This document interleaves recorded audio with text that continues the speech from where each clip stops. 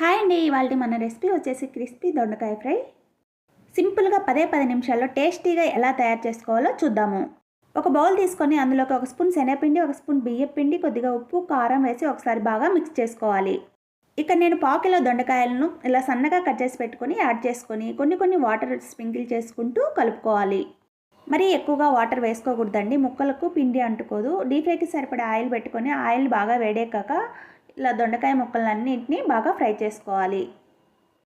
మంటను మీడియం ఫ్లేమ్లో పెట్టి దొండకాయ ముక్కలన్నింటినీ గోల్డెన్ బ్రౌన్ కలర్ వచ్చేంత వరకు ఫ్రై చేసుకోవాలి.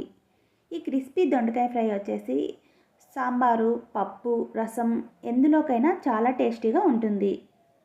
ఇలాగ మిగతా దొండకాయ ముక్కలన్నింటినీ ఫ్రై చేసుకొని అందులోకి కొద్దిగా వేరుశనగ పప్పులు, కొద్దిగా కరివేపాకు కూడా ఫ్రై చేసుకొని దీనిలో కలుపుకోవాలి. అంతే, ఎంతో టేస్టీగా ఉండే క్రిస్పీ దొండకాయ ఫ్రై రెడీ అయింది.